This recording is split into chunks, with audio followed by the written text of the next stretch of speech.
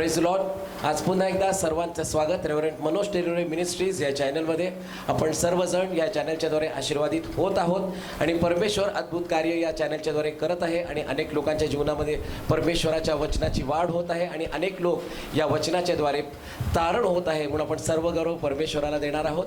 अजून देखील ज्यांनी रेव्हरंट मनोज टेलोरे या चॅनलला लाईक केलं नसेल, सबस्क्राईब केलं नसेल तर आपण लाईक करूयात, सबस्क्राईब करूयात. त्या ठिकाणामध्ये एक बेलचं आयकन आहे, एक बेलचं चिन्ह त्या ठिकाणामध्ये आहे, ते चिन्ह आपण प्रेस करूयात, जेणेकरून ज्यावेळेस वचनाचे नवीन व्हिडिओ तयार होतील ते लगेच बघण्यासाठी तुम्हाला त्या ठिकाणामध्ये उपलब्ध होऊ शकतील. त्या ठिकाणामध्ये खाली जो व्हॉट्सअप नंबर दिलेला आहे त्या व्हॉट्सअप नंबरवर तुम्ही तुमच्या प्रार्थना विनंत्या त्या ठिकाणामध्ये तुम्ही पाठवू शकता.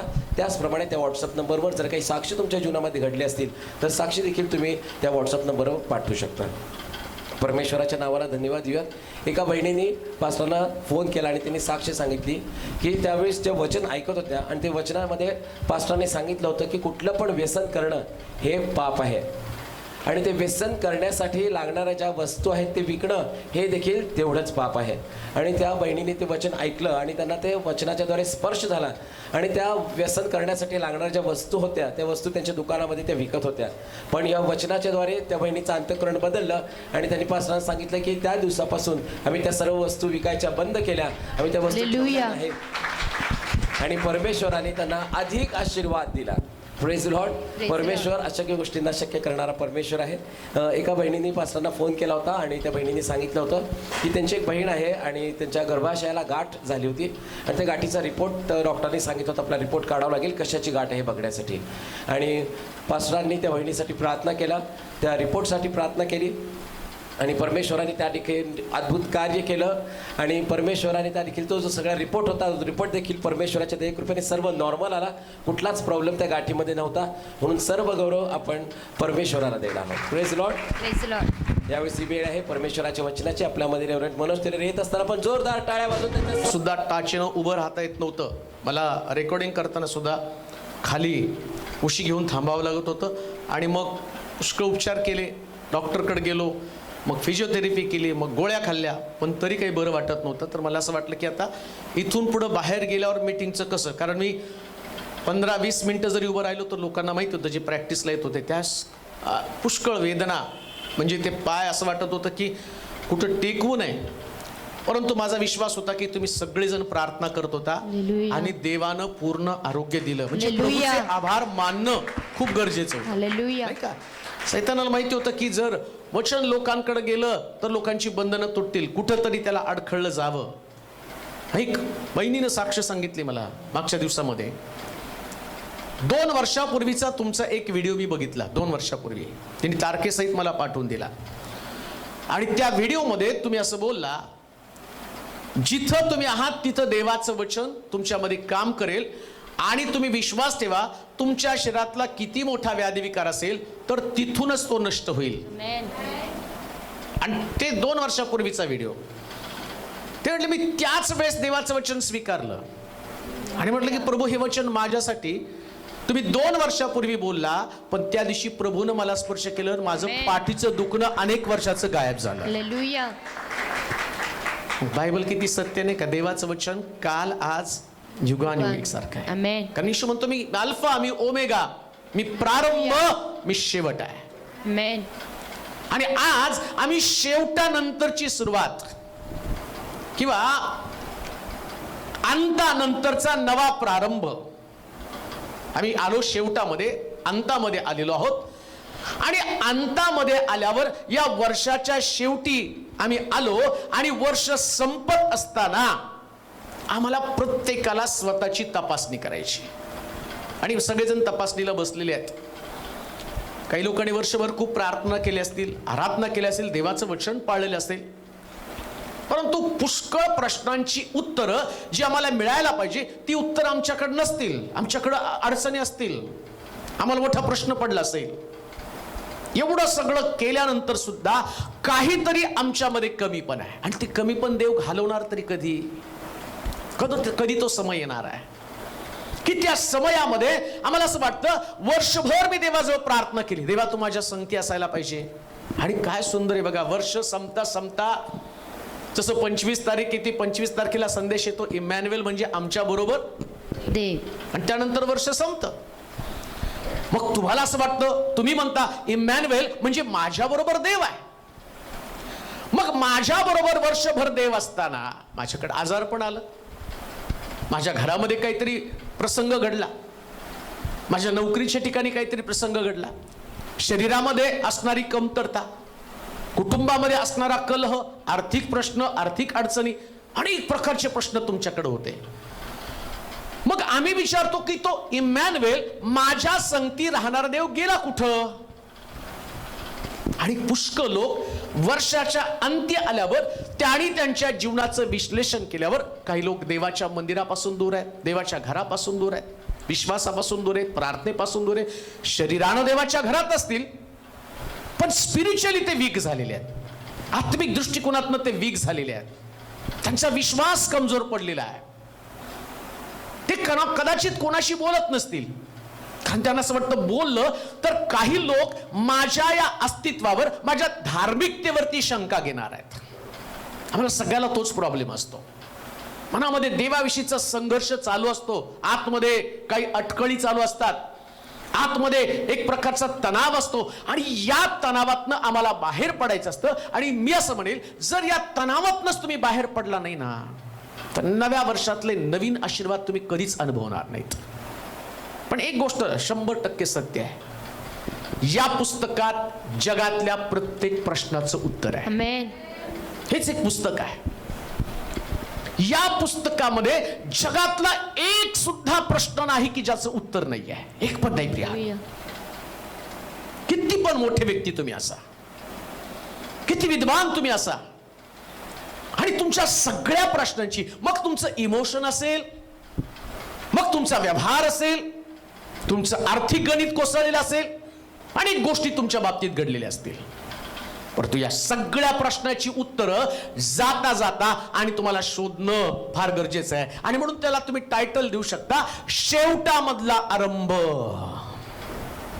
शेवट तर झाला, म्हणजे आता 31ला शेवट होणारच आहे. आता तुमची शेवटची आराधना, आता बाकीचे फक्त प्रोग्राम आहेत.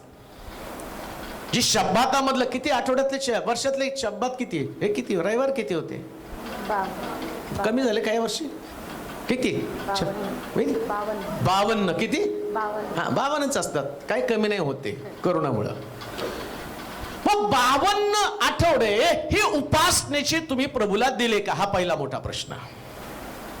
आता पहिला विचार तुम्हाला काय करायचा माहिती का, वर्षामध्ये 52 आठवडे म्हणजे 52 दिवस, 365 दिवसातले किती दिवस, आता 52 दिवसातले 2.5 तास, किती तास, 2.5 तास.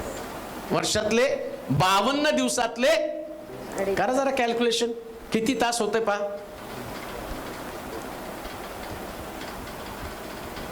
अरे बे 5×10 100 तास ते, आणि 52 तासाचे निम्मे 26 दुने 52, 126 तास. किती घेऊन खडखड खडखड खडखड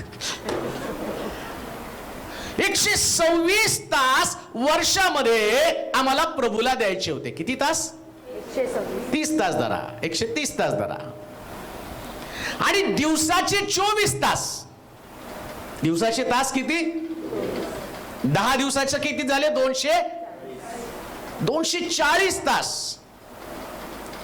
म्हणजे 10 दिवसातले फक्त तुम्हाला 130 तास, 240 पैकी फक्त 130. आणि प्रभूनं तुम्हाला 365 दिवस सांभाळायचं कॉन्ट्रॅक्ट घेतलं. तो म्हटला शब्बात दिवस पवित्रपणे पाळ, मग यातले सगळे आशीर्वाद मी तुला देणार आहे. आता काय गणित करायचं माहिती का तुम्हाला, मी देव कुठं चुकलं याचा शोध घेत आहे. मी प्रभू म्हटला इमॅन्युएल माझ्या बरोबर देव, माझ्या बरोबर देव, माझ्या बरोबर देव. तो म्हटला मी तुझ्या बरोबर होतो ना, तूच माझ्या बरोबर नव्हता. प्रॉब्लेम काय माहिती का, आम्ही ज्यावेळेस संदेश ऐकला गेल्या वर्षी नाताळाचा, इमॅन्युएल म्हणजे आमच्या बरोबर देव. हा नवरा बायको दोघं लग्न करून एकत्र येतात,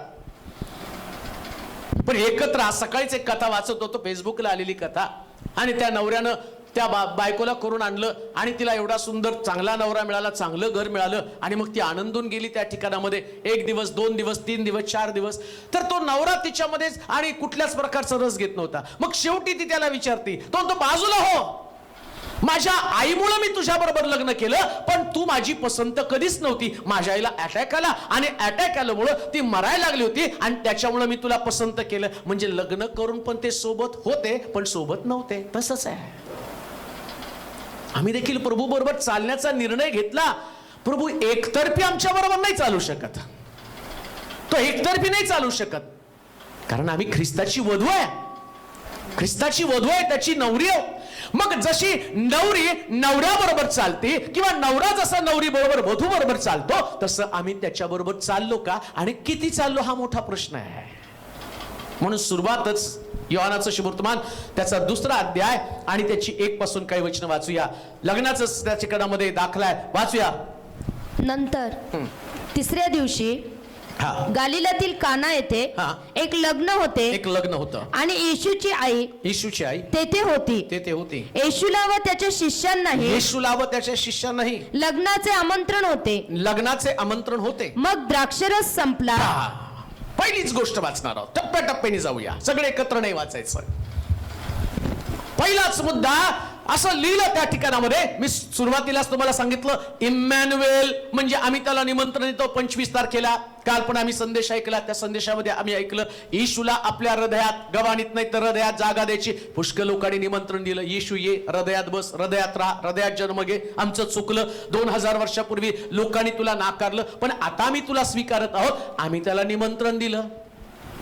पण निमंत्रण दिलेला येशू तुमचं 2021 मध्ये निमंत्रण त्याला दिलं आणि तो तुमच्या संगती आला. पण प्रॉब्लेम काय माहिती का? काय वाचा बरं, काय लिहिलं तिथं? येशूला निमंत्रण होतं. 3ऱ्या दिवशी गालिलातील काना येथे एक लग्न होते आणि येशूची आई तेथे होती.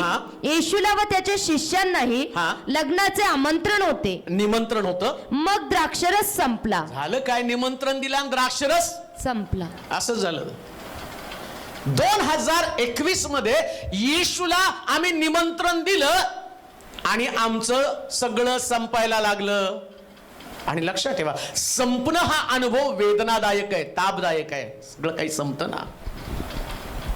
काही गोष्टी तुमच्यामध्ये इतक्या तुम्हाला वेदना देऊन गेल्या, इतक्या तुम्हाला त्रास देऊन गेल्या की तुम्ही कल्पना पण करू शकत नाही. एवढं त्रासदायक वेदनादायक अनुभव माझ्याकडे का आला? मी तर ख्रिस्ताला निमंत्रण दिलं होतं. मी तर येशूला बोलवलं होतं, माझ्या बरोबर ये, माझ्या परिवारात ये, माझ्या जीवनामध्ये तू ये. एकटं तुम्ही चालू शकत नव्हता, एकटं चालणं तुम्हाला कठीण चाललेलं होतं. तुम्ही प्रामाणिकपणे प्रभूला हाक मारली, तुम्ही प्रामाणिकपणे प्रभूकडं याचना केली, देवा या वर्षामध्ये आम्हाला चालणं फार कठीण आहे. आणि प्रभू अभिवचनाचा पक्का आहे. लक्षात ठेवा, आकाश पृथ्वी नाही तशी होईल, पण त्याचं वचन कधी नाहीच होणार नाही. तो कधी बदलत नाही बरं का. पण तरी सुद्धा काहीतरी संपतं. मागच्या वर्षामध्ये, या वर्षामध्ये कदाचित तुमचा पुरवठा संपला असेल, तुम्ही आर्थिक अडचणीमध्ये असाल, तुमचं सांत्वन संपलं असेल, तुमचा आनंद संपला असेल. आणि आनंद संपला आणि तुमचा पुरवठा संपला, मग कदाचित तुम्ही दुःखी कष्टी अंतःकरणाने असाल. इम्मॅन्युएल आमच्या संगती होता, येशूला निमंत्रण दिलं होतं. मग येशू तू असताना हे का संपलं? येशू तू माझ्या बरोबर असता, जसं मरिया म्हणते नाही का, तू जर इथं असता तर माझा भाऊ मेला नसता, तू इथं असता तर खूप छान झालं असतं, माझा भाऊ नसता मेला. पण आज तर आम्ही बघतो तिथं येशू असताना सुद्धा द्राक्षरस संपला.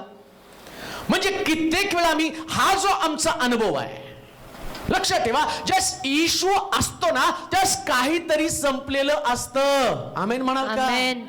मी तुम्हाला संपण्याविषयी सांगत आहे. का संपतं त्याचं कारण पण मी तुम्हाला सांगणार आहे. आणि ते संपणं पण गरजेचं आहे, कारण टायटलच काय आमचं, शेवटानंतरचा आरंभ. मग लक्षात घ्या, येशू ज्यावेळेस एंट्री करतो त्यावेळेस सगळं संपायला सुरुवात होतं बरं का.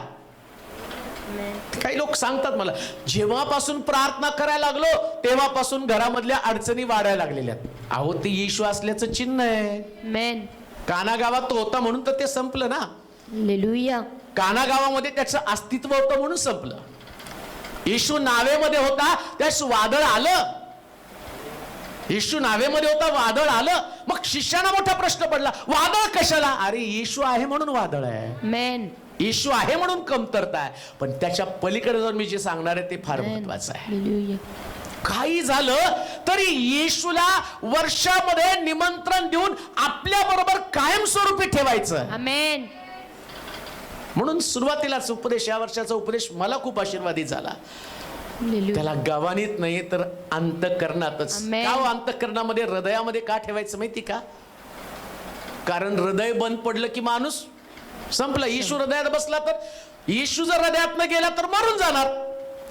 म्हणजे पौलासारखा मी म्हणणार आहे, जगणे ख्रिस्त आणि मरणे मला लाभ. म्हणजे माझं हृदय जर चालू व्हायला पाहिजे तर येशूची गरज आहे. हालेलुया. मग येशूला हृदयात घेतलं, चालायला लागलो. आता चालायला लागल्यावर एक गोष्ट पक्की ठेवा, संपणार तर आहे, संपणार आहे. पण निमंत्रक जर येशू आहे, प्रमुख जर येशू आहे, तर तुमच्या संपण्याला एक नवीन सुरुवात असणार आहे.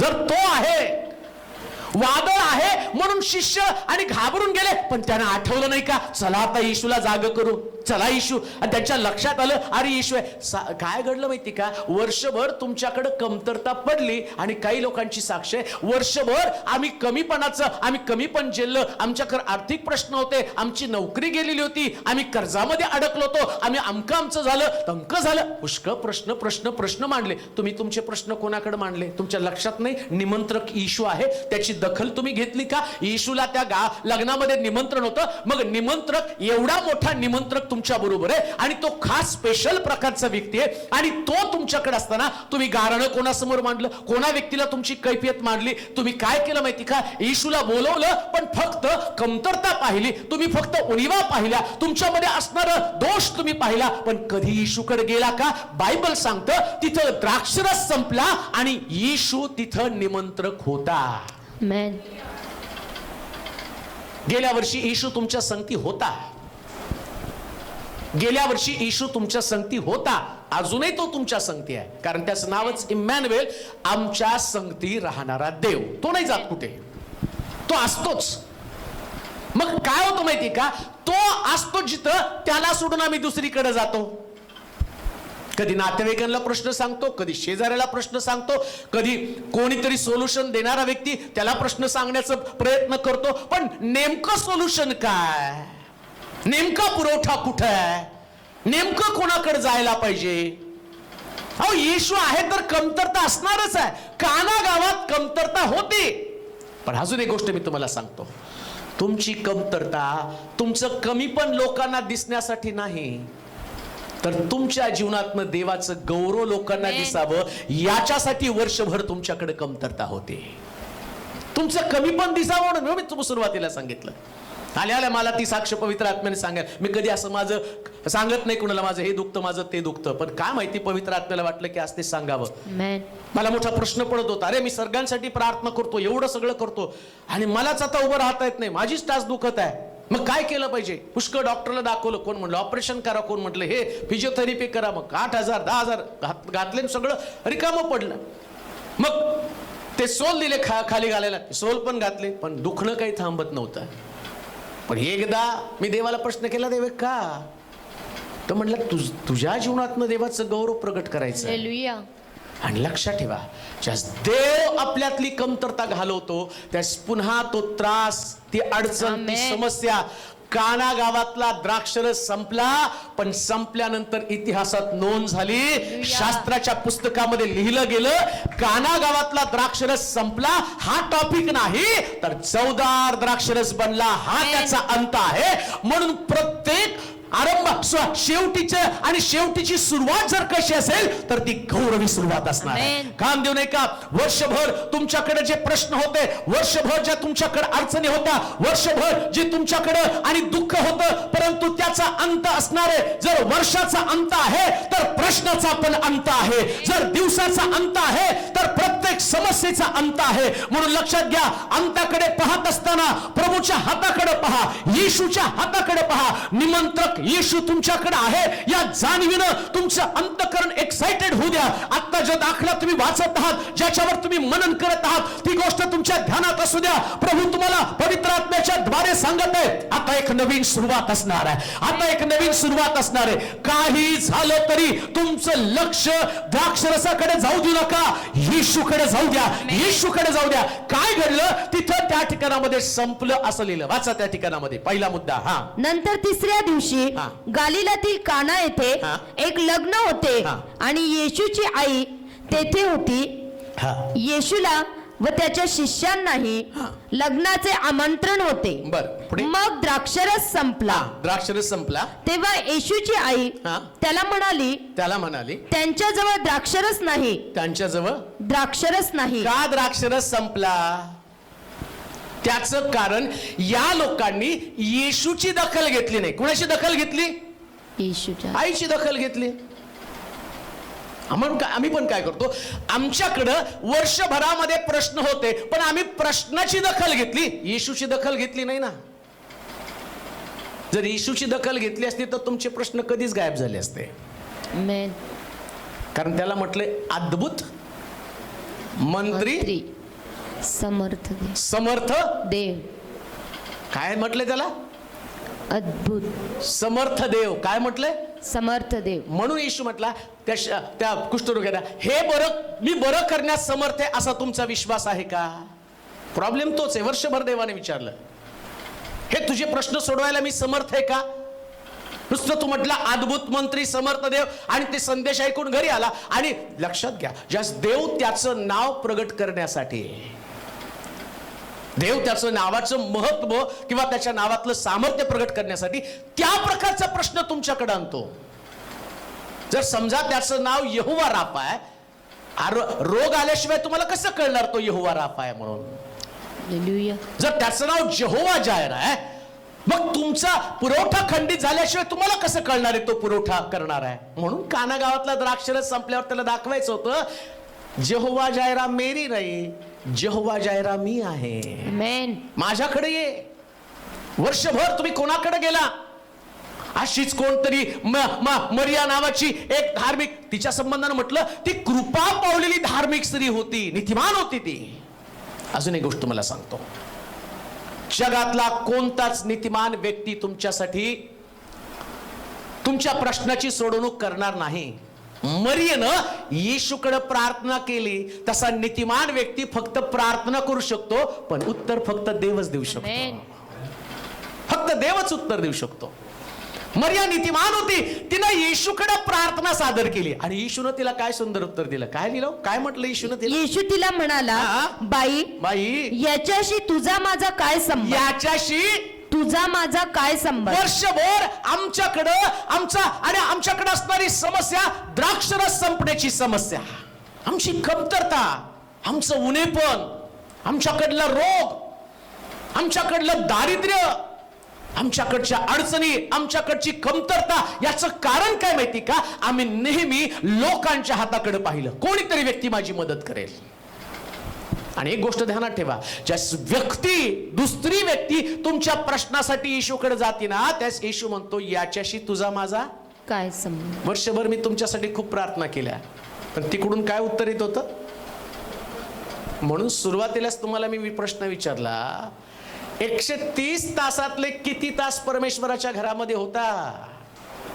जर 130 तासातले कितीतरी तास तुम्ही 52 आठवड्यामधला 52 आठवडे चर्चला येण्याच्या ऐवजी तुम्ही कितीतरी आठवडे चर्चच्या बाहेर घालवले, आणि मग तुम्ही येशूकडे जाता आणि म्हणता, इमॅन्युएल तू आमच्या संगती होता. तो म्हटलं, मी तुझ्या संगती होतो. तू माझ्या संगती किती होतास? तू माझी दखल घेतली का? तू मला महत्व दिलं का? मी तर प्रत्येक शब्दाद्वारे बनल्याप्रमाणे, वचनात सांगितल्याप्रमाणे अभिवचन दिलं होतं. मी अभिवचनाचा पक्का आहे. 2 किंवा 3 माझ्या नावाने एकत्र जमतील, मी त्यांच्यामध्ये हजर आहे. मी हजर होता, तू गैरहजर होता. तू माझी दखल घेतली नाही, म्हणून संकट आल्यावर मी तुझी दखल घेतली नाही. म्हणून कान देऊ नये का? जर परमेश्वरानं तुमची दखल घ्यायला पाहिजे, आत्मचिंतन करा, आत्मपरीक्षण करा, आणि तुमच्या परीक्षणामध्ये तुम्ही कशा पद्धतीनं देवाला सामोरे गेला, कशा पद्धतीने प्रभूची दखल घेतली याचं विश्लेषण तुम्हाला करावंच लागणार आहे. लक्षात घ्या, परमेश्वराच्या घराकडे येण्यासाठी सबबी चालत नाही. तुम्ही कोणती सबब त्याच्याकडे सांगू शकत नाही. दावीद राज असताना सुद्धा म्हणतो, ते मला म्हणाले परमेश्वराच्या घराकडे जाऊ, त्यास माझ्या मनाला मोठा आनंद झाला. त्यानं सबबी सांगितलं नाही, मला राज्य करायचंय, मला लोकांचा कारभार करायचं. तो नुसता प्रार्थना करणार होता. बऱ्याच वेळा आम्ही म्हणतो नाही, आम्ही घरातच बसून प्रार्थना केली. कसं शक्य आहे? कसं शक्य आहे? मोशेला देवानं इस्रायल लोकांना मिस्रातनं बाहेर काढताना एक वाक्य त्या फारोला सांगायला सांगितलं. माझ्या देवाची इच्छा आहे की त्याच्या लोकांनी डोंगरावरती जाऊन त्याची उपासना करावी. फारो काय म्हणतो माहिती की त्याला, इथंच उपासना करा, इथंच मी तुम्हाला जागा देतो, इथंच तुम्हाला पशु पाहिजे, पक्षी पाहिजे, काय पाहिजे सगळं मी तुम्हाला देतो, इथंच उपासना करा. त्यास तो म्हटलं नाही, माझ्या देवानं सांगितलेल्या स्थळावरती जाऊन मला आराधना उपासना करावी लागेल. प्रश्न तोच आहे, इम्मॅन्युएल तुमच्या संगती होता, पण तुम्ही त्यांच्या संगती होता का? हे लोक मरिये संगते होते पण येशू संगती नव्हते. वर्षभर आम्ही आमच्या कुटुंबातल्या लोकांबरोबर होतो, आमच्या जवळच्या लोकांबरोबर राहिलो, पण देवाबरोबर आम्ही राहिलो का? निमंत्रण तर येशूला यांनी दिलं, पण मरियेशी त्यांचं संभाषण आहे. संभाषण कोणाबरोबर आहे? मरियेशी. वर्षभर तुम्ही कोणाशी संभाषण केलं? कधी येशूकडे गेला, त्याच्याशी बोलला, सांगितलं त्याला, गुडघ्यावरती टेकला? आम्हाला ती संभाषण करायला कोण आमच्याकडे काय, चला अमक्या अमक्यांना सांगू प्रार्थना करायला. फार इझी आहे ते दुसऱ्याला प्रार्थना करायला सांगणं, फार इझी आहे दुसऱ्याने तुमच्यासाठी मध्यस्थी करणं. पण समस्या ही आहे की येशू दखल घेतो का? त्यानं म्हटलं, बाई याच्याशी तुझा माझा काय संबंध, याच्याशी तुझा माझा काय संबंध? त्याने नाही दखल घेतली. मग कित्येक वेळा आम्ही दाखला वाचला, पण आम्ही नेहमी प्रश्न करतो, द्राक्षरस का संपला? द्राक्षरस संपला नसता जर निमंत्रकाकडे तुमचं लक्ष असतं, येशूकडे तुमचं लक्ष असतं, तर द्राक्षरस संपलाच नसतं, नाही का? येते का लक्षात तुमच्या? जर तो तिथं होता ना, प्रॉब्लेम काय, येशू आला आणि सगळेजण आपापल्या कामामध्ये, कोणी त्या घागरीकडे बघतं, रांजणाकडे बघतं, कोणी मरियेकडे बघतं, कोणी येशूच्या शिष्यांकडे बघतं. आणि मग आम्ही पाहतो, प्रश्न तिथं असा आहे, मरियेनं आतापर्यंत किती चमत्कार केले होते सांगा बरं? मग कशाला मरियेकडे गेले? हे निमंत्रक येशू होता, त्यांना हे माहिती होतं मरियेच्या ऐवजी येशूकडे गेलं तर तोच चमत्कार करणार आहे. मग मरियेकडे का गेले? याचं कारण आमची मनोव्यवस्था तशीच आहे. आमचं मनामध्ये जे आहेत ना, हे असंच आमचं मन आहे. आम्हाला असं वाटतं डायरेक्ट येशूकडे जाणे. बरेच लोक सांगतात ना, भट साहेब तुम्ही आमच्यासाठी मध्यस्थी करा, देव तुमची प्रार्थना लवकर ऐकतो. त्यांना असं वाटलं माझं कौतुक केल्यावर मी खूप खुश होईल. होय हो, मी पॉवरफुल आहे. मला त्यांचं सांगणे, हो देव माझं ऐकत नाही हो, जोपर्यंत तुम्ही देवाशी बोलत नाही तोपर्यंत. जोपर्यंत तुम्ही देवाजवळ जात नाही तोपर्यंत परमेश्वर तुमचं कधी ऐकणार नाही. म्हणून इम्मॅन्युएल आमच्या सोबत होता, पण त्याची दखल आम्ही वर्षभर घेतली नाही. आम्ही दखल घेणं गरजेचं आहे. 2022 मध्ये अधोरेखित करा, अधोरेखित करा. जर तुम्ही त्याची दखल घेतली नाही तर तो तुमची दखल घेईल याचा विचार सुद्धा कधी करू नका प्रियांनो.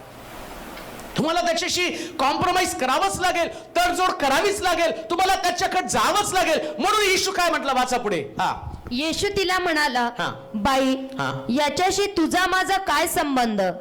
माझी वेळ अजून आली नाही. माझी वेळ अजून आली नाही. त्यांची आई चाकरांना म्हणाली, बस बस बस बस, तिसरं वचन. तो बाईला म्हणतो, बाई माझ्याशी तुझा माझा याच्याशी काय संबंध? कारण यांनी फक्त मला निमंत्रण दिलं. येते का लक्षात? तुम्ही फक्त त्याला म्हटलं येशू ये.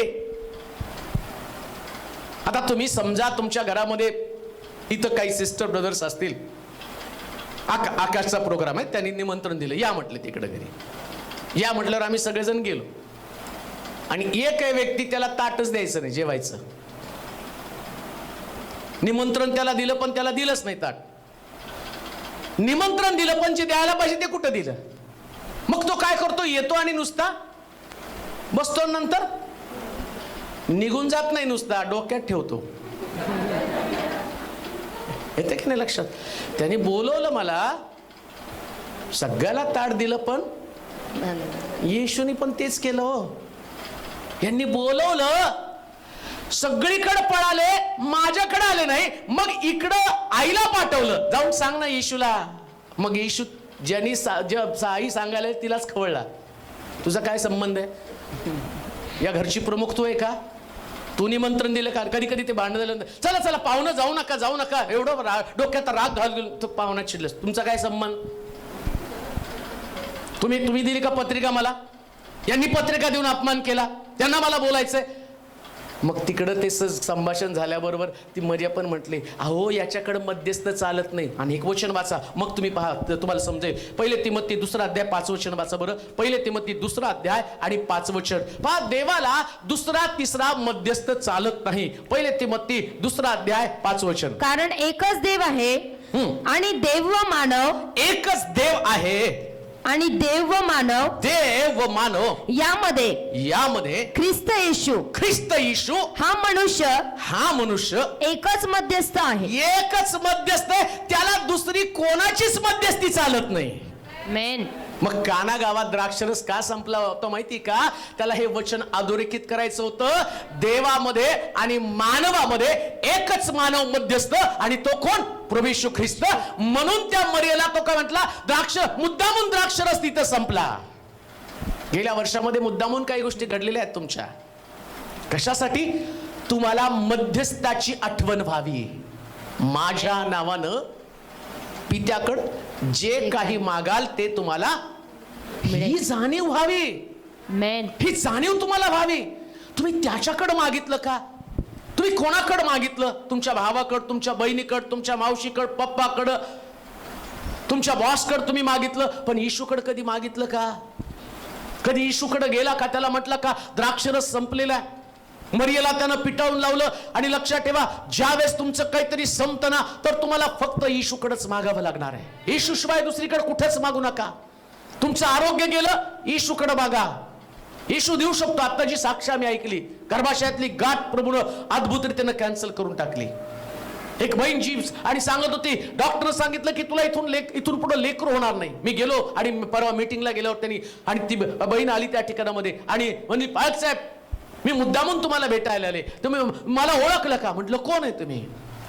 मीच ती, 6 वर्ष मला लेकरू नव्हतं, आणि मग तुम्ही तिथं मोबाईलवरती प्रार्थना केली, युट्यूबवरती प्रार्थना केली, आणि आता माझ्या पोटामध्ये बाळ आहे. 6 वर्षानंतर पहिल्यांदा मी प्रेग्नंट राहिले, आणि प्रभूनं दाखवून दिलं. मी म्हणलं, तू मागणी ज्याच्याकडे केली तो देव पुरवठा करणारा देव आहे. एक गोष्ट ध्यानात ठेवा, जगातल्या सगळ्या समस्येचं उत्तर फक्त येशूकडेच आहे. दुसरा मध्यस्थ चालत नाही. म्हणून कोणा व्यक्तीसमोर मांडू नका, तुमचा प्रश्न त्याच्या समोर मांडा. तो अद्भुत आहे, तो गौरवी आहे स्त्रियांनो. आणि म्हणून मी पाहतो, काना गावात द्राक्षरस संपला, तसं तुमच्याकडे पुरवठा वर्षामध्ये संपलेला असेल, परंतु संपणं म्हणजे सगळं संपणं नाही. संपण्यानंतर जर तुम्हाला लक्षात आलं, जे येशूने आठवण करून दिली, आणि मर्या ती काय सांगते, ह्या जे काही सांगतो ते तुम्ही करा, काम देऊ नये का, मी पण तुम्हाला हे सांगतो का, आणि मी सांगतो म्हणून काही करू नका, हे सांगतो म्हणून तुम्ही करा. हे परफेक्ट आहे, याच्यामध्ये दोष नाही. आणि देव त्याच्या वचनाच्या बाहेर काहीच करत नाही. देव त्याच्या वचनाला बांधील आहे. देव त्याचं वचन पूर्ण करणारा देव आहे. आणि म्हणून जर देवाच्या वचनात सांगितलं ते तुम्ही कराल, तर तुमच्याकडे कधीच कमतरता नसणार आहे. हेच माझी तत्व, माझी प्रिन्सिपल नाही. मला काय वाटतं याच्याशी देवाला काही घेणं देणं नाही. माझ्या डोक्यात काय कल्पना आहे ना, याच्याशी पण देवाला काही घेणं देणं नाही. एक गोष्ट लक्षात येते का, तिथं जर ज्याच्या लग्नात ते द्राक्षरस संपला, आणि येशूचा हा डायलॉग ऐकल्यावर, समजा माझ्या लग्नात हा प्रॉब्लेम आहे आणि मला माहिती की हा येशू सोडवू शकतो, आणि येशूने त्यावेळेस म्हटलं की तुझा माझा काय संबंध आहे, तर मी पहिला डायलॉग काय मारला असतं माहिती का, कसा तमाशा बघायला आलाय, नाही का, कसा तमाशा बघायला आला. बघा बरं, लग्नाला बोलवलं, पण त्याला हे सगळं करता येतं, पण मुद्दामून हाताची घडी घालून तोंडावर बोट ठेवून बघायला लागला, कसा तमाशा करायला लागला. अरे तुझा तमाशा तू करून घेतला. मरियेकडे जाण्याची ऐवजी येशूकडे गेला असता तर तुझा द्राक्षरस संपलाच नसता. तुम्ही आपल्या जीवनाचं, आपल्या कुटुंबाचं हसं का करून घेता. ज्यानं तुम्हाला हाक मारली, जो तुम्हाला बोलवतो, तो तुमच्या गरजा भागवण्यासाठी समर्थ आहे. तो तुमच्या गरजा भागवण्यासाठी समर्थ आहे, त्याच्याकडे लक्ष लावा. म्हणून आम्ही पाहतो की तो म्हटला एकच मध्यस्थ आहे, दुसरा मध्यस्थ नाही, दुसरा कोणी तुमच्यासाठी रणबंदी करू शकत नाही. अजून एक गोष्ट वाचूया, इब्री लोकांचं पत्र 8 अध्याय 6 वचन. आपल्याला 20 अजून 10 मिनिटांमध्ये संपवायचंय, पटकन वाचा. तर आता ज्या कराराचा मध्यस्थ येशू आहे, येशू आहे, तो अधिक चांगल्या अभिवचनांनी, तो अधिक वाचा, अधिक चांगल्या अभिवचनांनी स्थापित असल्यामुळे, जेवढ्या प्रमाणात तो अधिक चांगला आहे, तेवढ्या प्रमाणात अधिक श्रेष्ठ सेवा येशूला मिळाली आहे. आता शास्त्रात सांगितलं तो नव्या कराराचा मध्यस्थ आहे. कुठल्या कराराचा? नव्या करार. जुन्या कराराचा मध्यस्थ मोशे होता. आता नव्या कराराचा मध्यस्थ कोण आहे? येशू मध्यस्थ आहे. मग येशू शिवाय दुसरा तिसरा कोणीच मध्यस्थ देवाला नको आहे, दुसरा कोणताच मध्यस्थ नको आहे. आणि त्याच्याकडं कसली अभिवचन आहेत? चांगल्या अभिवचनांनी स्थापित असल्यामुळे जेवढ्या प्रमाणात तो अधिक चांगला आहे, तेवढ्या प्रमाणात अधिक श्रेष्ठ सेवा. कोण सेवा करतो? येशू. हा प्रभू येशू ख्रिस्त तो आमचा मध्यस्थ. म्हणून काना गावामध्ये येशूला सेवा करायची होती, म्हणून द्राक्षरस संपला. द्राक्षरस का संपला? अजून एक छोटं उदाहरण तुमच्या भाषेतलं सांगतो. बँक कुठलं क्षेत्र आहे? सेवा क्षेत्र आहे ना, प्रोडक्शन सेवा नाही का. हॉस्पिटल, बँक कसली सेवा आहे. आता बँक स्थापन झाली ती तुम्हाला कर्ज देण्यासाठी, तुमचे पैसे ठेवण्यासाठी, बरोबर आहे की नाही. मग तुमचा पैसा कशासाठी संपतो? बँकेने तुम्हाला कर्ज देण्यासाठी संपतं ना. समजा बँके नुसते काढून ठेवले आणि तुमचा पैसाच नाही संपला, तर बँकेचं काम काय राहणार आहे? मग तुम्हाला कळतं माझा पैसा संपला तरी काळजी नाही, माझ्या पगारामध्ये ऍडजस्टमेंट करून बँकेचं लोन काढेल आणि 40 लाखाचं घर घेईल. मग 40 लाख तुमचा पगार आहे का? पण बँक आहे ना. मग कुठे जावं लागतं? आणि बँकेकडे गेल्यावर बँक पण तुम्हाला काय सांगतं? आमची फॅसिलिटी अशी आहे, एवढाच तुम्हाला हप्ता आणि एवढं काही तुम्हाला भुरळ पाडतं की तुम्ही जाताना 40 लाखाचं घर घेऊन येता. का? तर तिकडं जो बँक मध्यस्थ आहे तुमच्यामध्ये, आणि शास्त्रात तर सांगितलं हा जो मध्यस्थ आहे त्याच्याकडे सुंदर अभिवचन आहे. मग कशाला वर्षभर इकडे तिकडे फिरला? त्याच्याकडे गेला असता तर अभिवचन तुमच्याकडे आज असती, अभिवचन तुमच्या दारात असती. जसं अब्रामाला देवाने संपन्न केलं तसं तुम्ही संपन्न झाला नसता का? का संपलं? कारण येशूला जे अभिवचन तुम्हाला द्यायचं होतं त्या अभिवचनाकडे तुम्ही पाहिलं नाही, तुम्ही व्यक्तीकडे पाहिलं. मरियेकडे जसं त्यांनी पाहिलं, मरियेकडे त्यांनी आपली दृष्टी लावली आणि मरियेकडे दृष्टी लावल्यामुळं त्यांच्याकडे समस्या निर्माण झाल्या. परंतु लक्षात घ्या, 2022 मध्ये आम्ही कोणा व्यक्तीला मध्यस्थ करणार नाही. आमच्या नव्या कराराचा मध्यस्थ प्रभू येशू ख्रिस्त याच्याकडेच आम्ही दृष्टी लावणार आहोत. कोणा व्यक्तीभोवती आमचं जीवन फिरणार नाही. आमचं जीवन फक्त देवाभोवतीच फिरणार आहे. कोणा व्यक्तीभोवती आम्ही केंद्रित जीवन जगणार नाही. आमच्या सगळ्या समस्या याचं कारण काय? आम्ही म्हटलं कमतरता आहे, परंतु प्रभू म्हणतो कमतरता का? कारण तू माझ्याकडे लक्ष दिलं नाही. तुम्ही म्हणता द्राक्षरस संपला, तुम्ही म्हणता आरोग्य संपलं, तुम्ही म्हणता पैसे संपले, तुम्ही म्हणता आनंद संपला, तुम्ही म्हणता शांती संपली, तुम्ही म्हणता आणि माझ्या घरातलं सगळे आणि प्रश्न वाढलेले. तो म्हणतो कारण एकच आहे, तू सगळीकडे फिरला पण जसं मरियेने सांगितलं हा जे काही सांगतो ते तुम्ही करा, तुम्ही ते केलं नाही. वर्षाचे 365 दिवस मी वचनाच्या द्वारे तुमच्याशी बोलत होतो, वेगवेगळ्या माध्यमातून वेगवेगळे वक्ते आणि फेसबुक, युट्यूब आणि इकडच्या तिकडच्या वेगवेगळ्या वक्त्यांनी तुम्हाला देवाचं वचन सांगितलं आणि त्या वचनाचा गाभा एकच होता, हा जे काही सांगतो ते तुम्ही करा, हा जे काही सांगतो ते तुम्ही करा. कान देऊ नका, आपल्या मनचं काही करू नका, तुम्हाला लोक सांगतात ते करू नका, फक्त देव काय सांगतो तेच तुम्हाला केलं पाहिजे. त्याच्यामध्ये जीवन आहे, त्याच्यामध्ये सुटका आहे. आणि येशूला हे दाखवून देण्यासाठी पवित्र शास्त्र सांगतं त्यांचा द्राक्षरस संपला, त्यांचा द्राक्षरस संपला. 15 वचन वाचा, इब्री लोकांचं पत्र आणि 9 अध्याय त्याचं 15 वचन. आणि तो नव्या कराराचा मध्यस्थ हा. याच करिता आहे की कशासाठी आहे की पहिल्या कराराखाली झालेल्या पहिल्या कराराखाली झालेल्या उल्लंघनापासून खंडणी बनून प्राप्त केलेली मुक्ती खंडणी भरून प्राप्त केलेली मुक्ती होण्यासाठी मृत्यू झाल्याने हा सार्वकालिक वारशाचे अभिवचन सार्वकालिक वारशाचं अभिवचन. आता काना गावात द्राक्षरस का संपला? कारण तो म्हणतो की आता मी मुक्तीचं सार्वकालिक वारशानं मिळणारं अभिवचन तुम्हाला द्यावं, याच्यासाठी तुमचं लक्ष माझ्याकडे लागलं पाहिजे.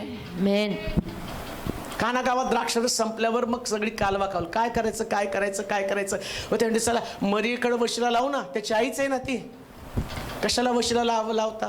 तोच थांबलाय पित्याच्या जवळ मध्यस्थ. दुसऱ्याचा वशिला चालत नाही, लक्षात ठेवा. येशूकडं सगळीकडे वशिला चालतात पण येशूकडे चालत हा म्हणून इकडे चर्चमध्ये पास नाहीत बरं का. आपल्याकडे जर पास ठेवले तर काय खरं नाही, मग नाही का पास नाही का, चालतच नाही पास. इथं फक्त मध्यस्थी येशू त्या ठिकाणात करतो. आणि मग तिथं गेल्याबरोबर इथं इब्रानियोच्या पत्रात सांगितलं, जो नव्या कराराचा मध्यस्थ आणि त्याच्याकडे सार्वकालिक अभिवचन आहेत. एका वर्षापुरती नाहीत, एका वर्षापुरती नाहीत. बऱ्याच लोकांना प्रश्न पडला, या वर्षी असं पुढच्या वर्षी कसं, नाही का. डेल्टा गेला तर हा आलाय, काय त्याचं नाव बी लक्षात आमिर खान. ते कुणी म्हटलं ते नाही म्हटलं तर आमिर खान म्हणा, म्हटलं सोपं आहे ते, नाही का. याच्यातनं सुटलो तर हे, त्याच्यातनं सुटलो तर ते. माझा विश्वास देवाच्या वचनावर आहे. 2022 100% चांगलंच असेल. 100%. कोण काय म्हणायचं म्हणू द्या त्यांना. जर देवाच्या वचनावर तुमचा विश्वास आहे, तुम्ही सुरक्षित राहणारच आहात. तुम्ही राहणार 100% सुरक्षित. अहो डेल्टा फेल्टाला आपण चकवा दिलाय, ह्याचं काय घेऊन बसला? मध्यस्थ तुमच्याकडे बसलेला आहे. म्हणून लक्षात ठेवा, मागच्या वर्षात काय घडलं याचं विश्लेषण करत या वर्षात आम्हाला डिसिजन घ्यायचा. कोणता डिसिजन? आता मध्यस्थाकडे जाणार आहे, येशूकडे, फक्त त्याच्याकडे जाणार. त्याच्याकडे चांगली वचन आहेत. बाकी तुम्ही आता बिलगेट म्हणतो आता घराघरामध्ये आजार दिसणार आहे. तू पैसे साठवून बसलाय निवांत, तू काही घराच्या बाहेर पडणार नाही. आणि आम्ही मात्र घरात गुदमरून मारायचं का? तर तो येणार आणि तो आम्हाला नाश करणार. लक्षात ठेवा, देवाचं अभिवचन काय? चोर येतो चोरी घात व नाश करण्यासाठी, मी आलो ते तुम्हाला जीवन देण्यासाठी, विपुल जीवन देण्यासाठी. मग तुमच्याकडे जर येशू आहे तर जे काही 2021 मध्ये घडलं, आता विचार करू नका, त्याच्या पलीकडं शेवटच्या वचनाकडे मला येणं फार गरजेचं आहे. चौथ्या वचनाकडे जाऊया. चौथ्या वचनाकडे येशू तिला म्हणाला, बाई याच्याशी तुझा माझा काय संबंध? आता पक्क नीट ऐका बरं का, याच्याकडून तुमचं लक्ष जाऊ देऊ नका. याच्याशी तुझा माझा काय संबंध? माझी वेळ अजून आली नाही. माझी वेळ अजून आली नाही. 2021 मध्ये तुमची कामं काही झालेली नाहीयेत. पण येशूचं उत्तर काय? माझी वेळ अजून आली नाही. माझं लग्न झालं नाही. तुम्ही म्हणता माझी वेळ आली, तो माझी नाही आली अजून. हालेलुया. जरा जोरात म्हणा. हो, हालेलुया. मला नोकरी लागली नाही, 2021 मध्ये नाही लागली. तो काय म्हणतो? माझी वेळ अजून आली नाही. देव कोणतीस, मला वाटतं उपदेशकाचं पुस्तक 3 अध्याय 17 वचन वाचा पटकन. उपदेशक 3:17 काय लिहिलं त्या ठिकाणामध्ये? उपदेशक, मी आपल्या मनात म्हटले, देव धार्मिकाचा आणि दुष्टाचा न्याय करील. कारण हर एक गोष्टीचा व हर एक कामाचा नेमलेला समय आहे. देव प्रत्येक गोष्टीचा समय नेमून ठेवतो. आमेन. मग काना गावात द्राक्षरस संपला, मरिया गडबडीने गेली. अरे त्यांच्या लग्नातली फजिती होऊ दे नको. पुष्कळ लोक म्हणतात, देवा माझ्यासाठी नाही, त्यांना दाखवून दे, माझ्या नातेवाईकाला मला किती भारी नोकरी लागली, त्यांना दाखवून दे मला किती चांगलं माझ्या मुलीचं लग्न झालं. तुम्ही म्हटलं म्हणून काही घडणार नाही. पण हालेलुया. देव त्याच्या समय करेल आमेन. त्या सगळ्यात भारी असणार आहे. आमेन. शास्त्र सांगतं हर एक कामाचा त्यानं समय ठेवलेला आहे. आमेन. म्हणून जाता जाता तुम्ही ज्यास तुमच्या जीवनाचं विश्लेषण कराल त्यास तुम्हाला तुमची काही कामं पेंडिंग दिसतील. कोणी बँकेत कर्जासाठी ऍप्लिकेशन दिलं, ते नाही झालं. कोणी वाट पाहत होतं लेकरू व्हावं, त्याला झालं नसेल. कोणी लग्नाची वाट पाहत होतं, त्याचं लग्न झालं नसेल. कोणी कर्ज फिटायची वाट पाहत होतं, त्याचं कर्ज फिटलं नसेल. मग तुम्ही देवाला प्रश्न कराल, एवढं तू इमॅन्युअल आमच्या संगती होता, मग आमच्या संगती असताना तू का नाही केलं? त्याचं उत्तर काय? माझी वेळ अजून आली नाही. किती सोपं आहे बायबल. हालेलुया. प्रॉब्लेम काय माहिती का? आम्ही सगळे ते लहान लेकरासारखे आहोत. सरकारनं नियम दिला 18 वर्षाच्या पुढे गाडी चालवायची नाही. आणि आमच्या पोराच्या ओठावर बिशी नसली तरी ते गाडी नेऊन चालवतं, दोघा चौघाला उडवतं. पण सरकारनं ठेवलं ना, सरकारला मग आम्ही सरकारला भांडलं पाहिजे. कशाला एवढा उशिरा ठेवला? आमच्या 12 वर्षाच्या मुलाच्या हातामध्ये लायसन द्या, भारत सोडून जा म्हणतील ते. तसं देवानं पण प्रत्येक गोष्टीचा समय ठेवला. आमेन. गेल्या वर्षामध्ये तुमच्याकडे ते नसेल, तुमच्या मनाला समजावून सांगा, माझी वेळ अजून आली नव्हती, पण 2022 मध्ये 100% ती वेळ आहे. 100% ती वेळ तुमच्याकडे येणार आहे. आमेन. कारण देव ज्या संपत ना त्यास परमेश्वर नवीन सुरुवात सुद्धा करत असतो. आमेन. द्राक्षरस संपला म्हणून परमेश्वरानं तो प्रश्न आपल्या हाती घेतला. बायबल सांगतं ज्या देवानं प्रश्न हाती घ्यायला सुरुवात केली आणि त्यानं पहिली गोष्ट त्या त्यानं प्रश्न केला, याच्याशी तुझा माझा काय संबंध? अजून एक गोष्ट ध्यानात ठेवा, वर्षाच्या 365 दिवसामध्ये प्रभू तुम्हाला आव्हान करत आहे, देवाबरोबरचे तुमचे संबंध तुम्ही कशा प्रकारे स्थापित केले? संबंध देवाबरोबर ठेवले का? चर्चला जाणं म्हणजे देवाबरोबर संबंध ठेवणं नाही, लक्षात ठेवा. ज्या दिवशी तुमचे देवाबरोबरचे संबंध नीट असतात ना, ते संबंध नीट असल्यानंतर तुमचे विचार सुद्धा ख्रिस्तमय झालेले असतात. आमेन. देवाशी संबंध ठेवल्या कारणानं तुम्ही संबंध तोडता नाही का? तुम्ही म्हणता तुझ्या गोष्टी त्या मला पटल्या नाही, मी तुझ्यावरचे संबंध तोडतो. अशा किती गोष्टी देवाच्या इच्छेच्या विरोधात तुम्ही वर्षभर केलेल्या आहेत. कसं वागला, कसं बोलला, कसे विचार केले, कसे शब्द टाकले, कशा प्रकारचं तुमचं वर्तन होतं देवाच्या घरामध्ये, तुम्ही राहता त्या घरामध्ये, कामाच्या ठिकाणामध्ये, सगळीकडं देवाचे संबंध तुम्ही ठेवलेत का? तुम्ही कामाचे संबंध नीट ठेवले, नातेवाईकाशी संबंध नीट ठेवले, देवाशी संबंध नीट ठेवले का? मग तो याच्याशी तुझा माझा काय संबंध? लक्षात घ्या, का 2021 मध्ये त्यानं काम केलं नाही? कारण तुमचे संबंध 2021 मध्ये तुमचे प्रश्न का होते? तुमचे संबंध देवाबरोबरचे. देवाबरोबरचे संबंध तुमचे कसे होते? ते संबंध मजबूत केले का? प्रार्थनेच्या द्वारे, आराधनेच्या द्वारे, वचनाचं पालन करण्याच्या द्वारे देवाबरोबरचे तुमचे संबंध तुम्हाला मजबूत करायला पाहिजे होते. त्याने आठवण करून दिली, मी सुरुवात करणार आहे, माझी वेळ अजून आली नाही. पण मग देवाची वेळ कधी येते हाही प्रश्न आहे. मरीला तो म्हणतो माझी वेळ अजून आली नाही, आणि आता तुम्ही पण ऐकतात त्याची वेळ. मग देवाची वेळ कधी येते? खाली वाचा बरं. त्याची आई चाकरांना म्हणाली, हा तुम्हाला जे काही सांगेल ते करा. कधी वेळ येते देवाची? जे काही सांगेल. मग 2022 मध्ये तुमची वेळ येईल. किती टाळ्या वाजवल्या सगळ्यांनी, अरे वा वा, करोना जाणार, नोकरी लागणार, अमक होणार, नाही, खुश झाले. पण सगळ्यांच्याच बाबतीत नाही, कोणाच्या बाबतीमध्ये? हा जे काही सांगेल ते ऐक. त्यानं बाप्तिस्मा सांगितला. बाप्तिस्मा किती तारखेला आहे? 16. किती तारखेला आहे? 16. गेल्या वर्षी नाही घेतलं, या वर्षी तर घ्या. देवाची वेळ कशी येणार आहे? आम्ही देवा काय रे, किती वर्ष वाट पाहायची? तर म्हणलं मी पण बाप्तिस्म्यासाठी एवढी वर्ष वाट बघत होतो ना. मलाही वाटलं तू पटकन बुडशील. तू भरपूर कारण सांगितली, 12वी होऊ दे, 13वी होऊ दे, नाही का? मी परवा कुणाला तरी म्हटलं, अरे कुणाला मारायचं तर सांग मला, मी तर मारून येतो तुला. मग तू बाप्तिस्मा घे, लागलं तर मला जाऊ दे जेलमध्ये, पण तुझं तर तारण होऊ दे, मी जाऊन जेलमध्ये. त्याला बोललो मी योगेशला, सांग रे म्हटलं बाकीच्यांना काय कुठं प्रॉब्लेम आहेत नेमके. देवाची वेळ, देवाला वाटतं काहीतरी करावं, देवाला वाटतं तुमच्या जीवनामध्ये आशीर्वाद द्यावे, पण देव म्हणतो अरे मला तुला द्यायचं म्हणस तर तुम्ही म्हणतो ह्या वर्षी नाही, 22 मध्ये 22 चे आशीर्वाद 22 मध्ये थांबले. देवाची वेळ कधी? ज्या दिवशी तो जे सांगतो तुम्ही करता, ती देवाची वेळ आहे प्रियांनो. हालेलुया. म्हणजे सांगेल ते तुम्ही करत राहा. तेव्हा का आर्थिक आशीर्वाद दिला नाही?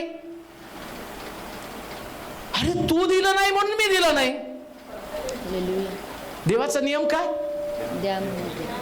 आम्ही उलट देवा तू, काही लोक मला मेसेज करतात, भाग साहेब प्रार्थना करा, मला दशांश द्यायचा देवाने माझी आणि भरभराट करावी. अरे कुठून मी अशी प्रार्थना करून मी कुठून शिकू?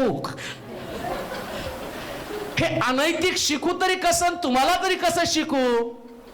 मी दिवेनं शेवटची भाकर दिली, 3.5 वर्ष सुरुवात झाली, 3.5 वर्ष तुझ्या घरामध्ये पुरवठा, हालेलुया. नवीन सुरुवात होणार आहे हे सांगितल्यावर आमेन. 6 दिवस श्रम कर, तुझा देव परमेश्वर याच्या प्रित्यर्थ पवित्रपणे पाळ हे सांगितलं. मी दर रविवारी चर्चला 9:30 हजर. हालेलुया. तुम्ही 9:30 हजर. देव तुम्ही प्रार्थना करण्याच्या अगोदर तुमच्यामध्ये हजर, हे जे सांगल ते. म्हणून दानियला तुझ्या प्रार्थनेला आरंभ होण्यापूर्वी पाहिलं त्यांनी, हा लय परफेक्ट आहे, याच्यासारखं परफेक्ट कोणी नाही. मग तो प्रार्थनेला बसला आणि तिकडे देव म्हणतो त्याचं मन मला माहितीये, तो काय मागणार आहे, त्याच्या गरजा मला माहितीये, त्याला काय पाहिजे ते मला माहितीये.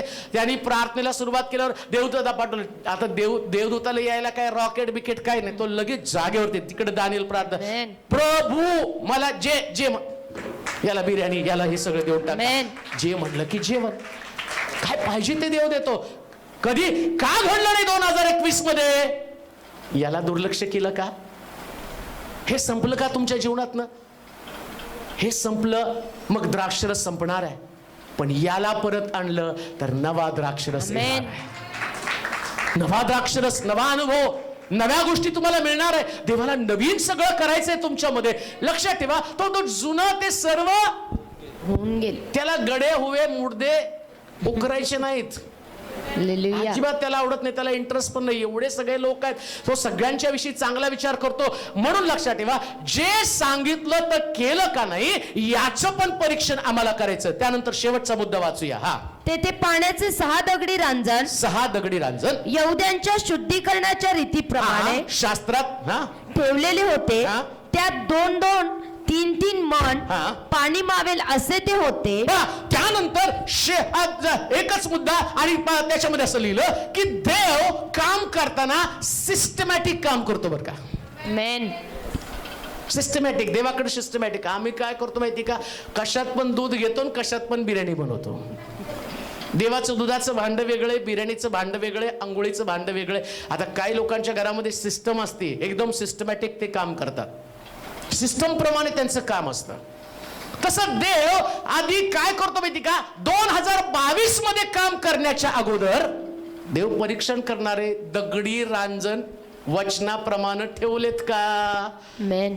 शास्त्रात लिहिलंय काय काय कसं कसं असावं. आता दगडी रांजण तुम्ही आणि मी आहे, मग प्रत्येक रांजणाला बघणार हे रांजण फुटकं आहे का कसं आहे? फुटक्या रांजणामध्ये कोण होतेल का? म्हणतो म्हटलं नवीन बुदल्यामध्ये जुना द्राक्षरस नाही घालणार. तुमचा बुदला फुटका आहे, तो चर्चला 9:30 यायच्या ऐवजी 10:30 येतो, बुदला फुटका आहे. आणि मग 22 मध्ये काहीतरी कर बर का प्रभू, ते बुदला तर नीट कर.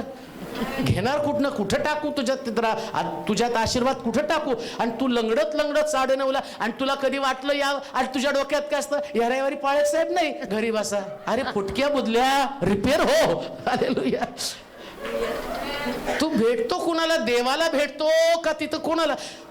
रविवारी पाळक तुम्हाला कोणी सांगितलं इथं पाळकाची उपासना कोणाची करता? देवाची. कोणाची करता? देवाची. कोणाची करता? देवाची. आणि गोष्ट ध्यानात ठेवा, कोण व्यक्ती बोलतं हे पण महत्वाचं नाही. मला ज्ञान सांगण्यासाठी देवानं गाढवाच्या मुखात ही मेंटॅलिटी बदलली पाहिजे. हालेलुया. काय मानसिकता आहे? माझ्याशी देव बोलणार आहे. आमेन. माझ्याशी देव बोलणार आहे. ज्या दिवशी ही तुमची मेंटॅलिटी बदलेल ना, यहुद्याच्या रीतीप्रमाणे, शास्त्रात लिहिलेल्या रीतीप्रमाणे. कोणती रीत शास्त्राची? मी देवाच्या समोर हजर असावं. लिहिलं तिथं. काय लिहिलं? 6 दगडी रांजण यहुद्यांच्या शुद्धीकरणाच्या रीतीप्रमाणे हा. ठेवलेले होते. हा, तर परमेश्वर या 365 दिवसांपैकी 52 आठवड्यामध्ये त्यानं बघितलं. हे रांजण त्या खुर्चीवर होतं का? आमेन. प्रत्येक रांजणाकडं गेल्या रविवारी जी रांजण नव्हती फुटकी, 22 मध्ये तुमको धोका है. 22 मध्ये धोका पक्का आहे. माफ करा मला, पण हे फॅक्ट आहे. हे देवाचं वचन आहे हालेलुया. आणि एक सत्य आहे बरं का. हे सत्य आहे. तुमच्या समोर बोलणारा व्यक्ती काही दिवसानं, काही वर्षानंतर त्याचा अंत ठरलेला आहे. हे काही असं काही देवानं मला स्वर्गातनं पाठवणे. अहो, मोशेला जावं लागलं, एलियाला देव घेऊन गेला, सगळ्याला जावं लागलेलं आहे. पण कायमस्वरूपी फक्त देवच आहे. हा, आमेन. तो कायमस्वरूपी आहे. दिनाकरण गेले, मिलीग्रॅम गेले, मग देवाचं काम थांबलं का? देव त्याच्यापेक्षा भारी भारी लोक तयार करतो. आमेन. दगडी रांजणासारखं आम्ही फक्त प्रभूच्या घरामध्ये म्हटलं पाहिजे. 22-23 कुठल्याच वर्षाची काळजी नाही, कारण मी देवाला भेटत आहे, देव माझ्याकडे पाहत आहे. असं लिहिलंय तिथं. काय लिहिलं त्यानं? तेथे पाण्याचे 6 दगडी रांजण एंड करू आता. यहुद्याच्या शुद्धीकरणाच्या रीतीप्रमाणे ठेवलेले होते. त्यात 2-2, 3-3 मन. ते नुसतेच ठेवले का? नाही. मग काय केलं? 2-2, 3-3 मन पाणी मावेल असे ते होते. 2022 मध्ये देव, 21 मध्ये देवानं तुमच्याकडे पाहिलं. काही रांजण पालथे ठेवलेले आहेत. होतायचं कुठं पाणी? एवढे संदेश डोक्यावरून गेले. काही लोकांनी निवांत डुलक्या सुद्धा मारल्या. अहो, त्याच्यात पाणी तर बसू द्या.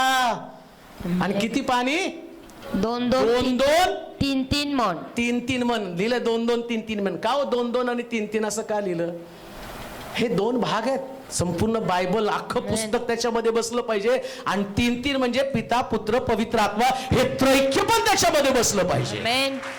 हे त्रैक्य आतमध्ये असेल, 100% प्युअर पवित्र शास्त्र आतमध्ये असेल ना, आधी 2 मन आणि मग म्हणतो 2 मनापुरतं भागू नका, तर त्रैक्य पण तुमच्यामध्ये असू द्या. आणि ज्यावेळेस तुमच्यामध्ये त्रैक्य असेल तर म्हटलं आता पाणी होता, रांजण पाण्यानं काठोकाठ भरा. काम देऊ नये का? अभिवचन तुम्हाला आता पाण्याचा द्राक्षरस 2022 मध्ये होणार आहे. म्हणजे ज्या संपतं त्याची एक नवीन सुरुवात असणार आहे. आणि 100% एक नवीन सुरुवात असणार आहे. अशी सुरुवात असणार आहे 2022 मध्ये. लोक तुम्हाला म्हणतील संपलं. लोक तुमच्या आणि जीवनाकडे पाहून हसले असतील. लोकांनी तुमच्या कुटुंबावरती हसले असतील. परंतु आता मी तुम्हाला सांगतो 2022 मध्ये नवीन सुरुवात करत असताना शास्त्र सांगतं, ज्या स्तोत्र आणि भोजन कारभाराकडे द्राक्ष नसलेला भोजन कारभारी म्हणतो, एवढा चवदार द्राक्षरस आणि कुठं होता आजपर्यंत असला पाहिला नाही. कान देऊ नये का? 2022 मध्ये अशा घटना तुमच्या जीवनात घडतील जगानं कधी अनुभवल्या नाही, लोकांनी कधी पाहिलं नाही. ना तुमच्या घराण्यानं, ना तुमच्या शेजाऱ्यानं, ना तुमच्या मंडळीनं, ना तुमच्या लोकांनी, ना तुमच्या मित्रगणांनी. परंतु माझा प्रभू ते करणार आहे. तो करण्यासाठी बांधिलाय. कारण शास्त्र सांगतं, जर अंत आहे तर एक नवीन सुरुवात आहे, जर शेवट आहे तर एक नवीन सुरुवात आहे. आणि ती सुरुवात आता झालेली आहे. जर तुम्ही देवाचं वचन ग्रहण करणारे, देवाचं वचन स्वीकारणारे लोक आहात, विश्वास ठेवा 2022 मध्ये प्रभू तुमच्यासाठी अद्भुत अद्भुत अद्भुत अद्भुत आणि अद्भुतच गोष्टी करणार आहे. परंतु संपलं म्हणून दुःख मानू नका. नवीन सुरुवातीची वाट पहा. नवीन सुरुवातीची 2021 मध्ये काय घडलं याच्यापेक्षा त्या लोकांनी द्राक्षरस संपल्या आणि मग पुन्हा द्राक्षरस प्यायला गेले ना, त्यांच्याकडे एक्साइटमेंट होती. अरे हा द्राक्षरस कसा आहे? तुमच्याकडे एक्साइटमेंट असू द्या. 2022 मध्ये काय आहे? नक्कीच प्रभू तुम्हाला थक्क थक्क करणाऱ्या गोष्टी करेल. माहित नाही मला, कदाचित हे भविष्यवाणीचं आणि संदेश असेल, कदाचित या उपदेशामध्ये प्रॉफिसी असेल, देवाला जे करायचंय, पण देव त्याच्या वचनानुसार करणारे प्रियानो. आता लक्षात ठेवा, तुमच्या सगळ्या दुःखाचा अंत होण्याचा समय आलेला आहे. करार करा. कोणता करार? देवा मी स्वतःला आणि तपासते, मी स्वतःला तपासतो. माझ्यामध्ये काही कमतरता असेल ती काढून टाकतो, रांजण शुद्ध करतो, पाणी आतमध्ये घालतो, आणि ज्यावेळेस हे रांजण पाण्याने भरून जाईल, प्रभूचं काम पाण्याचा द्राक्षरस करणं हे देवाचं काम आहे. आणि देव 100% ते केल्याशिवाय राहणार नाही. आपल्या जागेवरती आपण उभं राहूया, आपले डोळे पण बंद करूया. जिथं तुम्ही आहात तिथंच आता प्रार्थना केली जाईल. जिथं तुम्ही आहात तिथंच आपण प्रार्थना करू. विश्वास ठेवा, आजचं वचन तुमच्या जीवनामध्ये एक चुनौती, एक आव्हान तुम्हाला निर्माण करत आहे. काना गावातला द्राक्षरस संपला. प्रत्येक अंताला एक नवीन सुरुवात आहे. काही गोष्टी संपणं गरजेचं आहे, कारण त्याच्याशिवाय देव प्रारंभ पण करत नाही.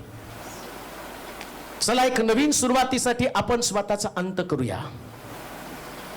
संपलं याच्याबद्दल दुःख वाटू देऊ नका. एक्साइटमेंट काय ते पहा. पाण्यापासून द्राक्षरस हा खरा मोठा चमत्कार आहे. तुमच्या ज्या समस्या असतील, जे तुमचं आजारपण असेल, जिथं तुम्ही आहात तिथंच थांबा. आज तुमच्यासाठी पुढे येऊन प्रार्थना केली जाणार नाही, परंतु विश्वास ठेवा, मध्यस्थ फक्त प्रभू येशू ख्रिस्त आहे. आम्ही फक्त विनंत्या घेऊन जाऊ शकतो, पण ऐकण्याचं सामर्थ्य केवळ त्याच्यामध्ये आहे. हे सर्व समर्थ देवा, तुझे प्रिय लोक यांना मी तुझ्या स्वाधीन करत आहे. त्यांचा ताबा घे माझ्या राजा. आज जे वचन तू आम्हाला ऐकवलंस, या वचनापुढे आम्ही आमची मान तुकवतो प्रभूजी, आणि म्हणतो की तुझ्यासारखा दुसरा कोणी नाही. तू अलौकिक आहे, तू अद्भुत आहे. आम्ही द्राक्षरस का संपला याच्याबद्दल कुरकुर केली, पण त्याच्या मागे असणारं रहस्य आम्ही कधीच जाणून घेतलं नाही. आम्ही तुझ्याबरोबरचे संबंध कधी नीट तपासले नाहीत. माणसाबरोबरचे संबंध, एकमेकाबरोबरचे संबंध याच्यामध्येच आम्ही अडकून पडलो. देवाबरोबरचे संबंध आम्ही कधीच नीट केले नाहीत. हे सर्व समर्थ देवा, आम्ही नम्रतेने तुझ्या समोर येत आहोत. आमचा ताबा घे. नवा द्राक्षरस, नवा अनुभव येण्याच्या अगोदर प्रथम आम्हाला नवीन कर. आमच्यातलं जुनं पाणी, जुना द्राक्षरस जाऊ दे, कारण आम्हाला 2022ला सामोरं जायचं आहे.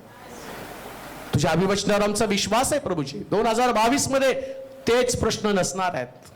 चवदार द्राक्षरस तसं 14 वर्ष तू बनवणार आहेस. या ठिकाणात जमलेल्या प्रत्येक व्यक्तीला तुझ्या स्वाधीन करतो. त्यांना आरोग्याची गरज आहे, तुझं आरोग्य त्यांच्यामध्ये पाठव. तुझ्या शब्दातली ताकद, तुझ्या शब्दातलं सामर्थ्य त्यांच्यामध्ये पाठव प्रभूजी. सर्व रोगाची बंधनं गळून पडू दे, आणि 2022 मध्ये त्यांना परिपूर्ण कर. एकही शब्दात त्यांनी बुडवू नये, एकही दिवस त्यांनी मिस करू नये प्रभूजी. जे बाप्तिस्मे घेऊ शकत नाही त्यांना आज तुझं वचन आणि बोलू दे त्यांच्याशी, की जेणेकरून प्रभू पुन्हा एकदा त्यांनी तुझ्या वचनाला बांधील राहावं. कारण तुला काहीतरी करायचंय, परंतु कित्येकांचे आशीर्वाद ते अडकलेले आहेत, अडखळलेले आहेत. ते आशीर्वाद मोकळे कर माझ्या राजा.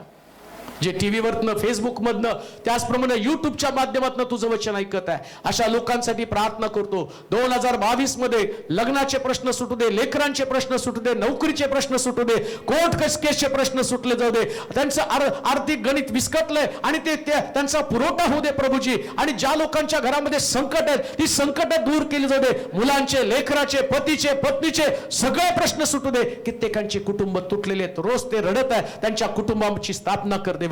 कित्येकांचे लेकरं वाम मार्गाला लागले, पुन्हा एकदा त्यांना देवाच्या मार्गामध्ये येऊ दे. आणि जे लोक तुझं वचन ऐकत आहे प्रभू, आता पवित्र आत्म्याचं गौरवी सामर्थ्य त्यांच्या शरीरामध्ये ऐकतानाच उतरून येऊ दे. जे अद्भुत अलौकिक चमत्कार आम्ही पाहत आहोत, आणि तो चमत्कार विश्वासाच्या द्वारे स्पायनल कॉर्ड त्याला स्पर्श कर देवा. ब्रेन मध्ये हॅमरेज आहे त्या ठिकाणामध्ये स्पर्श कर. ऐकणाऱ्या प्रत्येक व्यक्तीला अनुभव येऊ दे चमत्काराचा, आणि यातनं तुझं गौरव दे. आणि हजारोच्या साक्षी आम्हाला ऐकू दे, कारण माझा देव मेलेला देव नाही, जिवंत देव आहे. एकच मध्यस्थ प्रभू येशू ख्रिस्त, आणि त्याच्या नावानं पिता आम्ही तुझ्याकडे मागत आहोत. त्यांना उत्तर दे आणि त्यांना व्याधी मुक्त कर. ही सर्व प्रार्थना विनंती येशूच्या नावात केली, म्हणून तो ऐक व मान्य कर. आमेन. आता देव बापाची प्रीती, प्रभू येशू ख्रिस्ताची कृपा, पवित्र आत्म्याची सहभागिता तुम्हा सर्वांबरोबर आता आणि सदा सळकर राहो. आमेन, आमेन, आमेन.